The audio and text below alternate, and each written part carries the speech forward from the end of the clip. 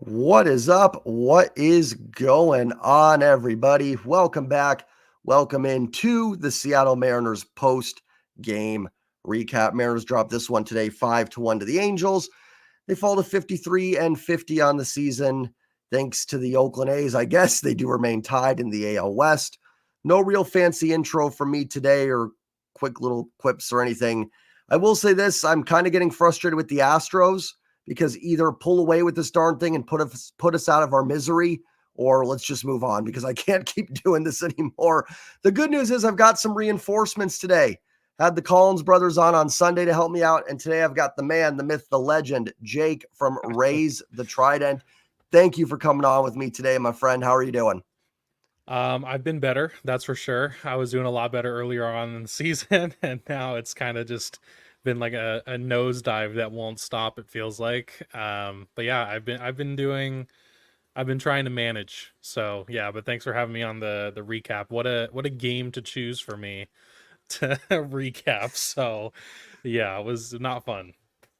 Well, we got our nice, the live stream we did together when they beat the Twins was a ton of fun. So we had to Mhm. have some misery, I guess, to combat it. We were kind of joking, DMing each other before coming on that had they won, it would have been kind of tough because we'd have had to kind of turn it positive. Now we can just Yep. kind of stay right into the negative and keep our frustrations going.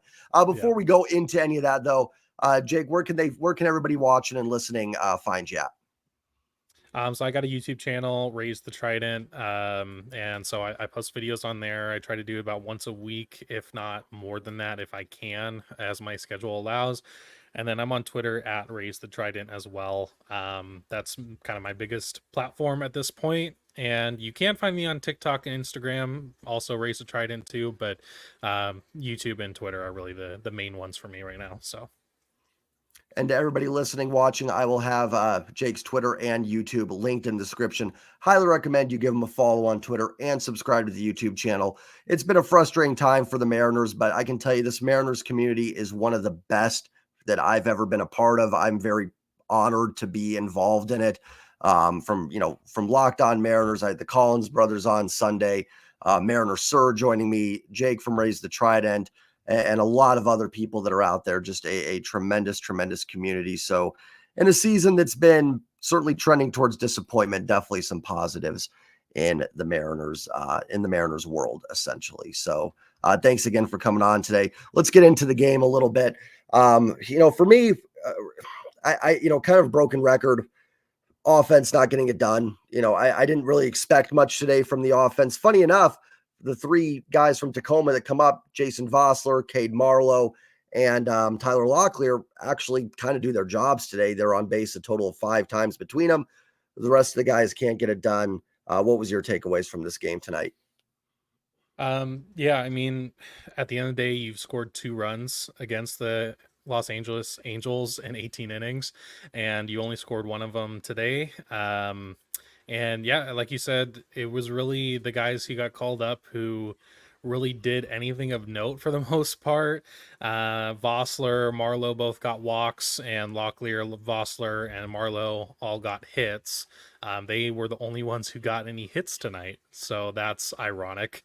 And I mean, Robles and Cal both got walked as well. But yeah, the fact that your 3 guys that you just called up literally last night from AAA are the only ones to get a hit for you tonight is just really poetic for how the last month has been.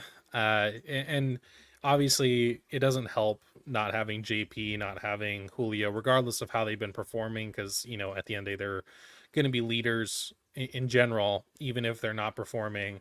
And so you have both of those two, cornerstone pieces out, and uh, I don't really know what else to say. I mean, they did get a bit unlucky. I think on Savant, it's like an expected batting average 263 tonight, and they only got 3 hits.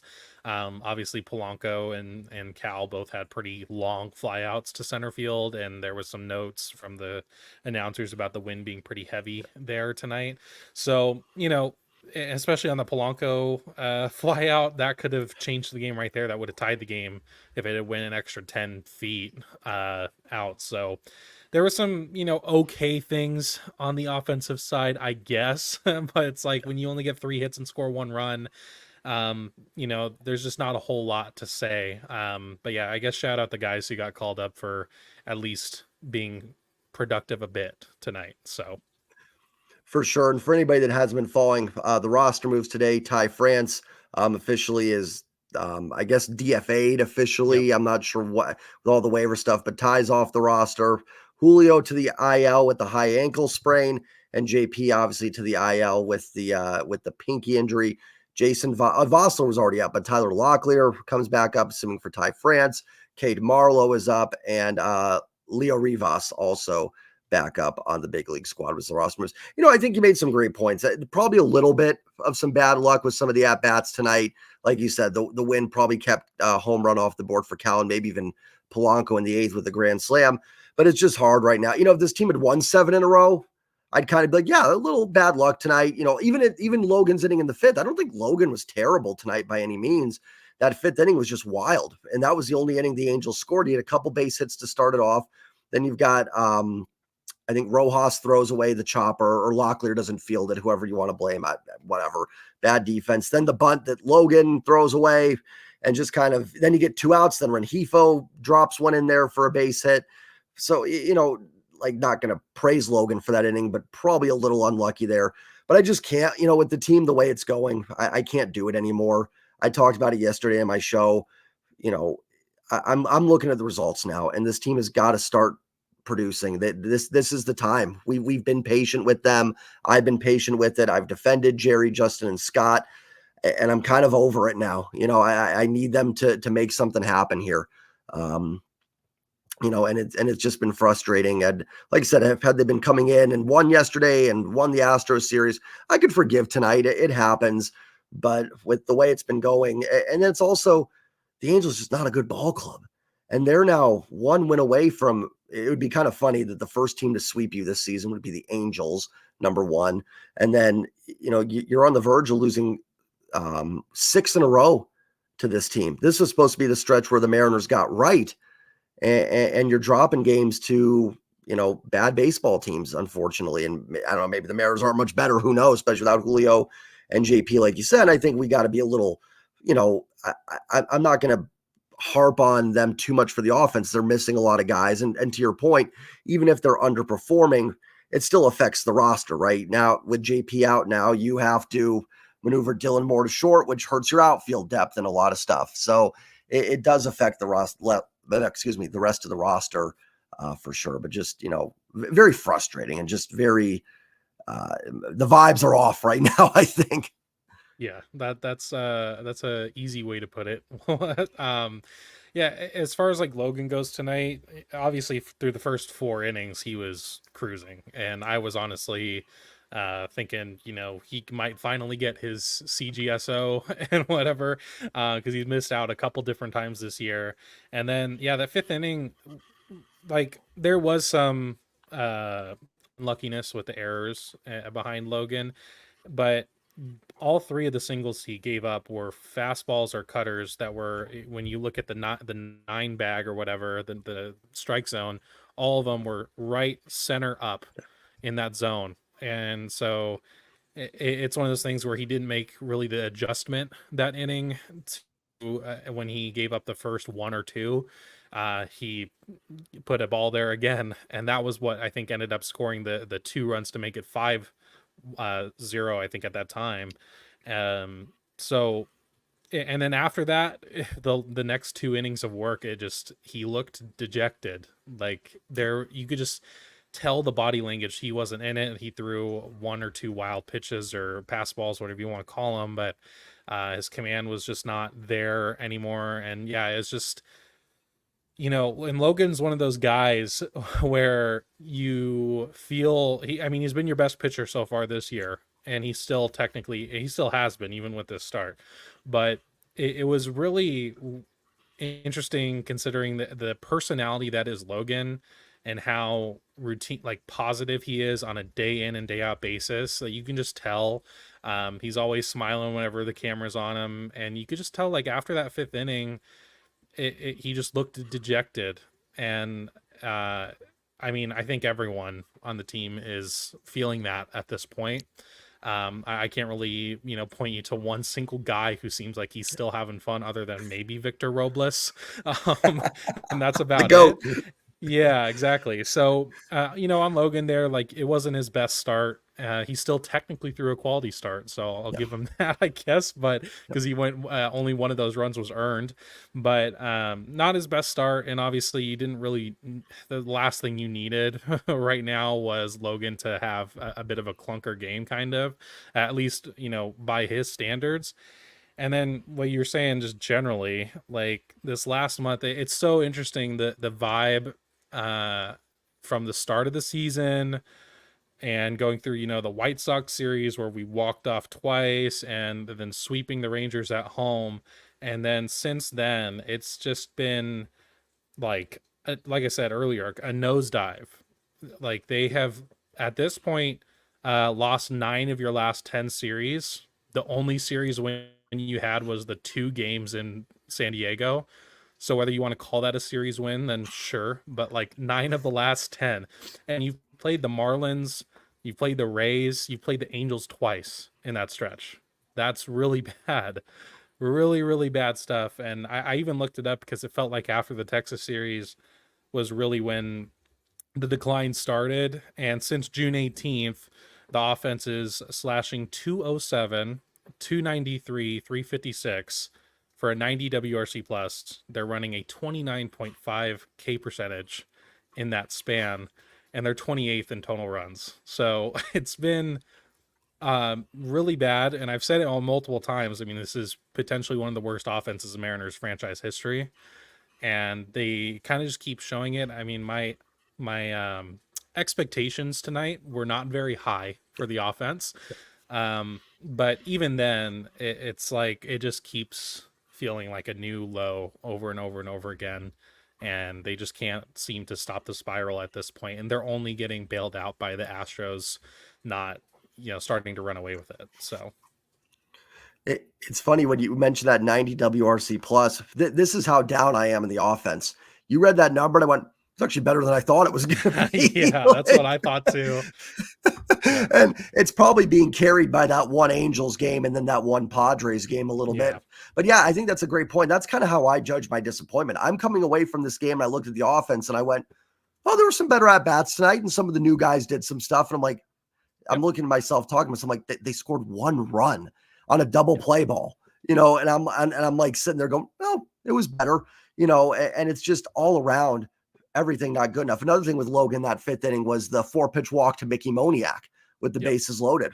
4 completely uncompetitive pitches. And and I know you're the same way. I'm not trying to harp on Logan. He's been the best pitcher on the staff all year. He deserves to have a game where he's just not on his game. It's going to happen. I talk about all the time, my post games, that this pitching staff has carried this team for so long, but eventually you're going to have guys that have clunkers. It happens.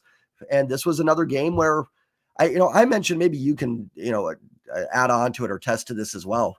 Has there been one game this year where a Mariners pitcher, and I'm not talking earn runs or runs, whatever, it doesn't matter, but a Mariners starter has gone like 5 or 6 innings, given up 5 runs, something like that, and the team has bailed them out to get a W? I mean, has there been one game this year where the pitcher hasn't been at his best? And I don't look at pitcher wins and losses, but has there been one time this year? Can you recall one? Yeah, there's been one single time where Okay. the offense did its job and the pitching didn't. That was in Kansas City. I think it was game 1. That's the only game because they scored like 9 runs and KC scored 10. There was the Yeah. walk off in KC. So, and that's like the only game I can think of where the scenario was the hitting did what it's supposed to do, more and then some, and the pitching is what collapsed. Every other time it's been the pitching has been holding the games, or sometimes it's the uh hitting and the bullpen kind of ruin the games for the starting pitching. Like the starting pitching, and I said it in a video earlier today, like out of the 3, there's 3 groups in the Mariners organization that have been doing their job this year. The starting pitching, Victor Robles, so I'm considering him a group, and then the ballpark entertainment team. Like Yes. those are the 3 groups of people in this organization that have been doing their jobs. Like, and yeah, it's just a very difficult entirety conversation to have. But yeah, that's where I'm at with it. And there's a whole lot more I could say for sure. We'll get into some. Yeah, hang the banner. We got shout out to Kevin Martinez and the Mariners, Yeah, PRs and all their stuff. Victor Robles on the banner and the starting pitchers. That is the yep, 2024 Mariners, exactly. in a nutshell. So, and yeah, like you said, it's just been, I mean, it just, the bleeding doesn't stop. And you hope when you've got your ace going, whether that's Gilbert tonight, Castillo tomorrow, or even Kirby, whichever one people want to use as the ace, I don't really care. But, you need one of them to stop the bleeding. And when it's going bad, just not even that, not even Logan tonight, who, like you said, for 4 innings was perfect. And of course, then I sent you the DM and then they just blew up right after that, of course. But, Yep. it did. Logan looked dialed in. If you would have told me, hey, I think Logan's got a shot for a perfecto tonight, I'd be like, yeah, against this lineup. I mean, it'd be insanely hard, but still, he looked Yeah. dialed in. And it's just nothing can get on the same page for the Mariners. A perfect microcosm. It didn't end up mattering, but that pop up that Callan Locklear couldn't get to, Mhm. and those things happen in baseball. But you just look at it and the vibes just are off. Even Scott's Yep. face after that, and he's not off the hook for all of this, but you look at his face, it just almost like get me out of here a little bit. Mhm. What's your thoughts on the coaching staff and job security and everything going on with that? Do you have any takes on that? Yeah. Okay. I mean, if I'm going to start with Scott, I think part of the problem is that he's been, I think, kind of dealt a bit of a bad hand this year, not only with the bullpen, in the sense of, Brash and Santos going down at the beginning of the year, and the Spire kind of has his fall off, and then the injury too. He's been kind of shoehorned to have to deal with a really bullpen full of people who are having to do higher leverage roles than they should be naturally. Um, and he was doing, I think, a pretty good job at the start of the season with that management. It started to kind of dwindle down a bit recently, I would say, and there's been starting to be more head scratching moves recently. But and then not outside of the bullpen, the coaching conversations are really tough Yeah, because you and me, we're not coaches. We've never played in the major leagues. We don't understand what the full dynamic is. And I've said this before, I think even with you on my channel, like we have a 20% look into everything that goes on and the day-to-day happenings of this club. And that's maybe even pushing it a bit. So it's tough to say, to really know who to blame here.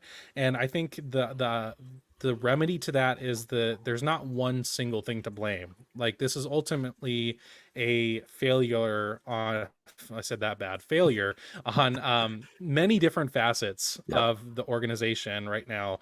And Scott is part of that. He's made some bad moves in my opinion. Not even just the bullpen. I mean, putting, Ryan Bliss against Josh Hader, a clutch situation, didn't understand that. But I think it's getting to time with Scott. I don't know if it'll be in the middle of the season necessarily.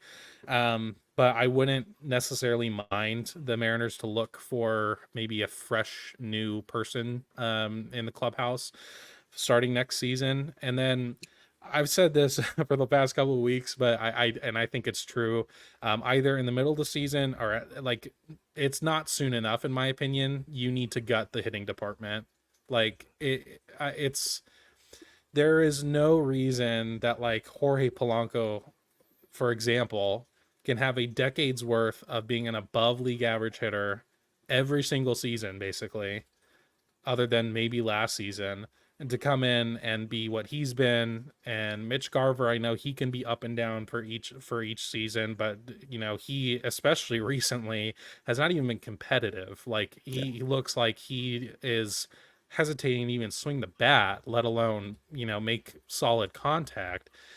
um so I think that's my biggest thing when it comes to coaching, or at least my like hottest take, I guess, is the hitting department needs to go entirely. I think they just need to literally start from scratch at some point, whether it's during the season or at the end of the season. Yeah, I think I could pretty much echo everything you said on there. Listen, there's certain things like the lineup tonight. That's not Scott's fault. It's not Scott's fault that Julio got hurt or JP got hurt. There's not much he can do. There's nobody sitting on. He doesn't have Shohei Otani sitting on the bench and he's not playing him. It just Mhm. that's that I don't really that stuff I kind of don't put on him too much. Not much you can do. To me, if we want to get into roster construction, that goes higher up. But I'm kind of with everything he said. First part was perfect, right? Like we don't know everything that goes on inside there. We don't know what he's saying to the players. We don't know how they're responding. The vibes look terrible. They might not be. It's easy to look terrible when you've lost 19 to 28. Maybe the guys are still buying in. Maybe it's just they're not Yeah. playing well. Winning is a cure for everything. You start winning games and everybody looks better at their job. Mhm. But I'm kind of at the point now where, and listen, I don't think firing Scott is going to fix, like, let's say tomorrow morning we wake up, Scott's out, and Christopher Negron is the manager. I Mhm. don't think that's going to automatically just fix all the problems with the team. Kind of what you said. I think there's a lot of issues that go deeper than just Scott's service. So for anybody that thinks that's just going to be an easy fix and make the team better, I don't think so. Maybe there's a spark. Maybe there's something, you get some new blood in there and they play better. It happens sometimes. Mhm. Um, but I think it's just, sometimes when a coach has been in a spot for a lot of years, it's just time for a different voice sometimes. Yep. And I kind of want to let this season play out. I'm curious what happens.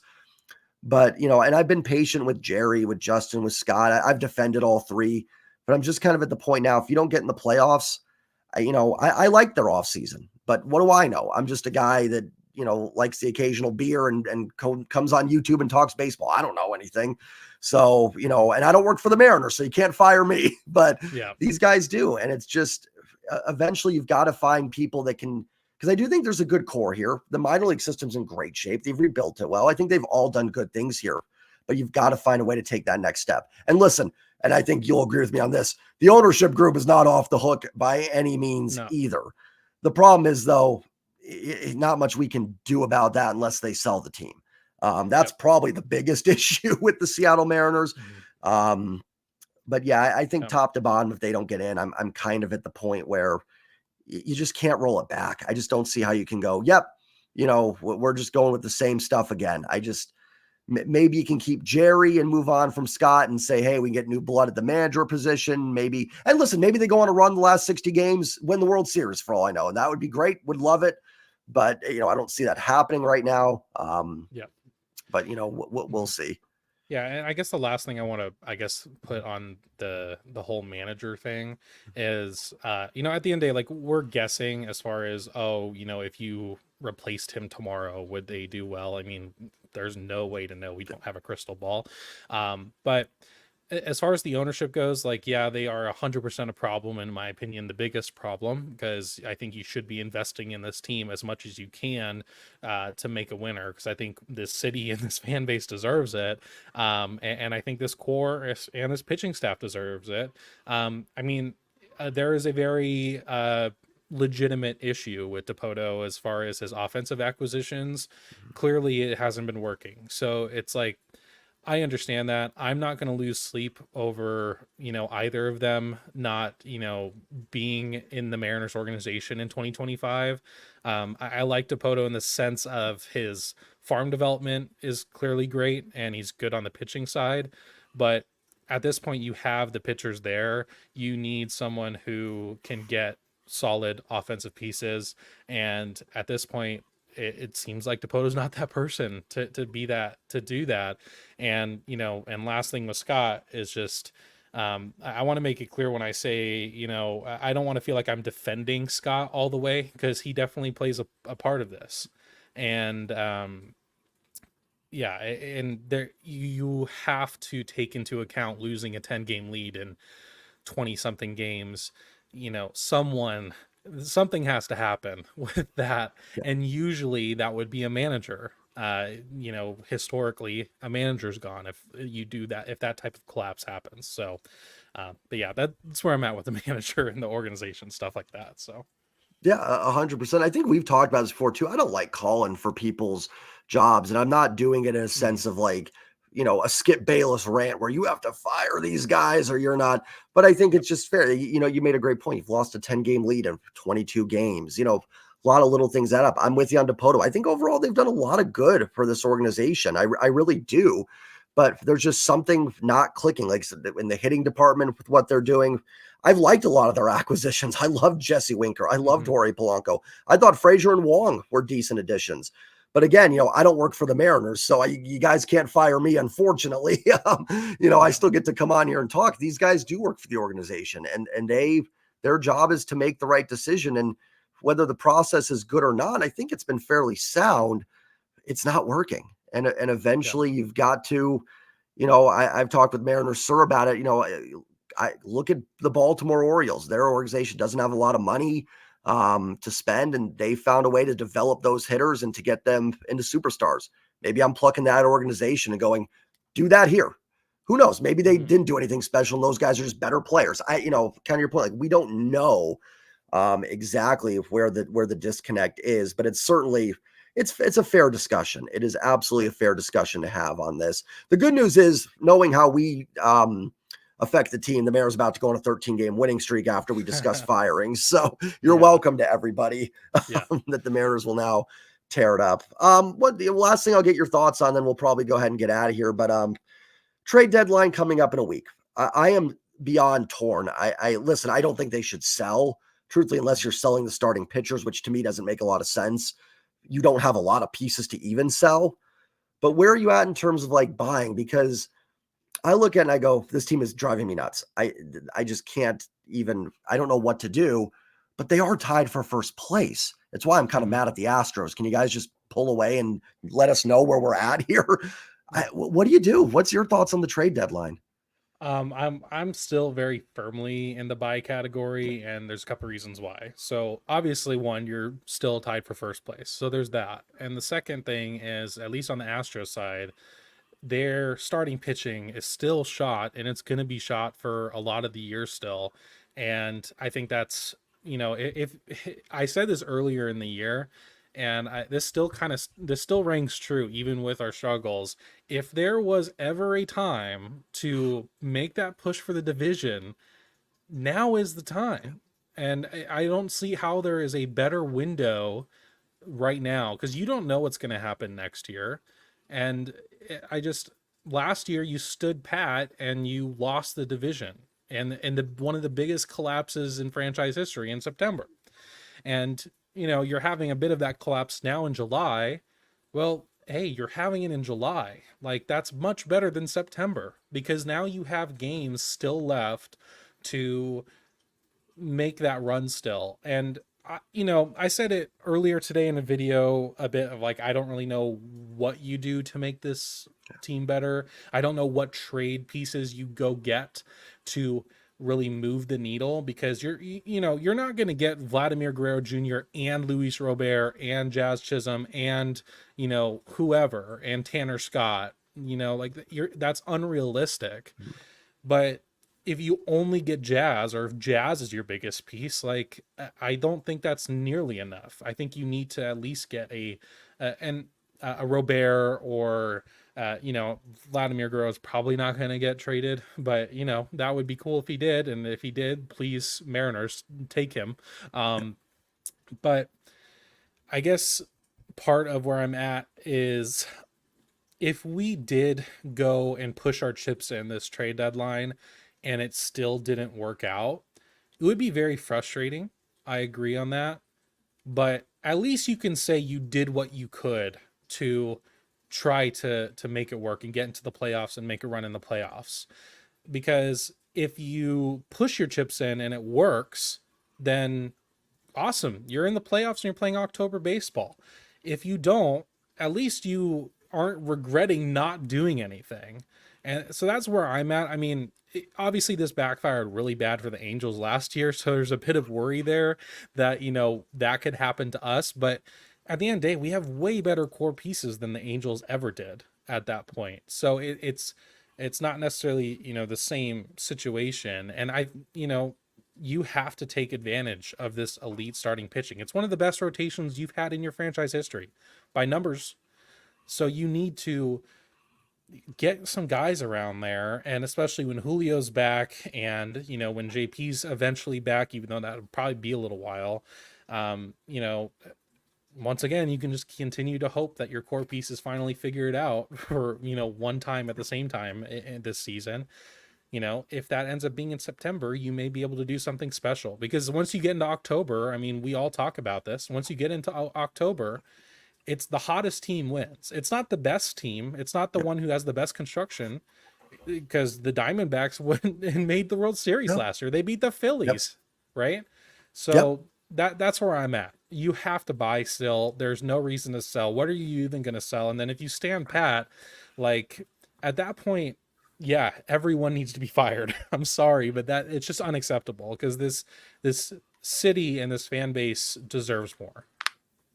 Yeah, and to that point, like I'm with you, like in terms of selling, I mean, you have some piece, you could trade Kirby, Gilbert, Castillo, and get a lot. But here's the thing, and if you want to do that, not you particularly, but anybody listening, fine. But I don't want to hear next year when they have no chance to compete. Why aren't they competing, and why aren't they good?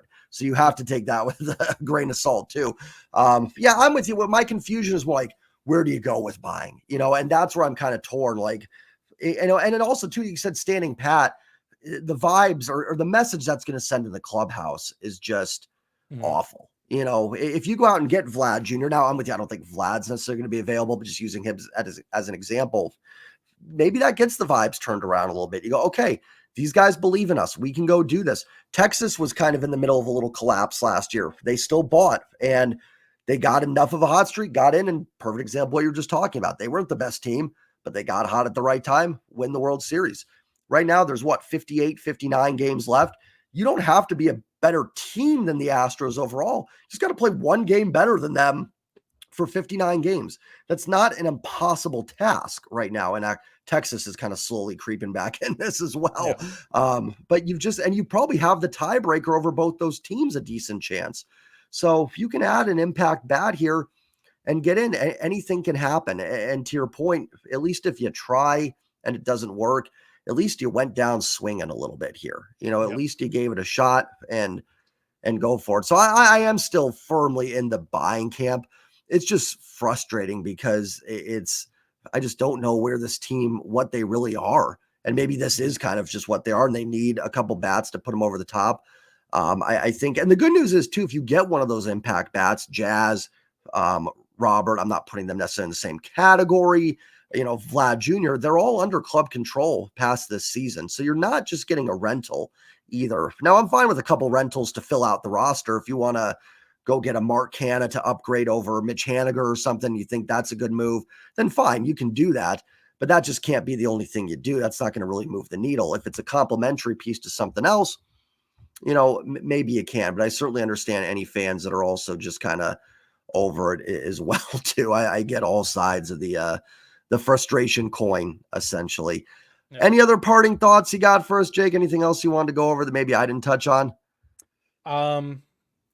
I would say, although none of them are watching, if anyone in the Mariners clubhouse was watching, my main message is, you guys are a lot better than this. You guys have the talent there. Be major league ball players. Like you, I'm firmly in the camp of, I think the talent is there on the team. Just like, it's not, you don't even need to do that a whole lot. Like league average offense through this whole year, you're probably having a 4 or 5 game lead still on the Astros. And so that's where I'm at.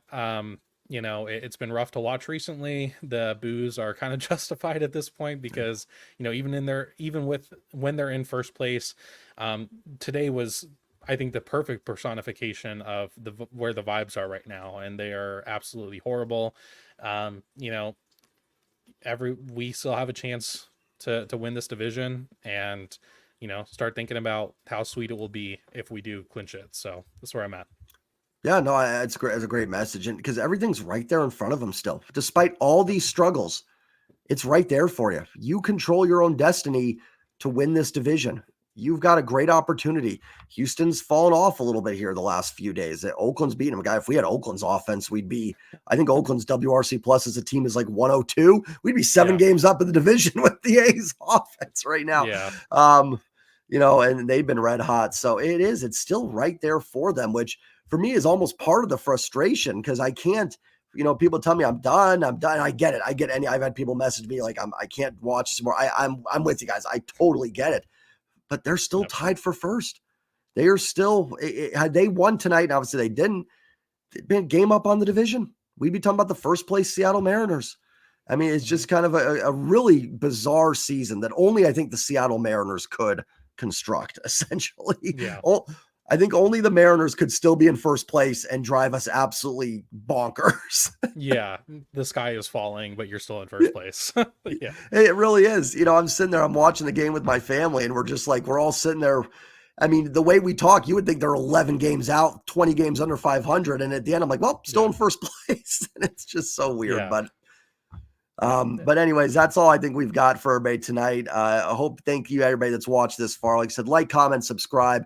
Please go over to Raise the Trident, sub up to Jake's channel as well. Follow him on Twitter. Great follow, great guy. And I appreciate you coming on. You're always welcome on the show, man. Appreciate it. Thanks for having me. I appreciate it too. Of course, anytime. Take care, everybody. I'll be back tomorrow. I know it's an afternoon game tomorrow, so I'll be back a little bit later tomorrow night with the post-game recap. And then stay tuned Thursday. Mariners Sir will be on here, and we'll break down the upcoming White Sox series. Plus, we'll talk a little bit about this past homestand. Take care, everybody. Have a great night. And as always, go Mariners. Peace.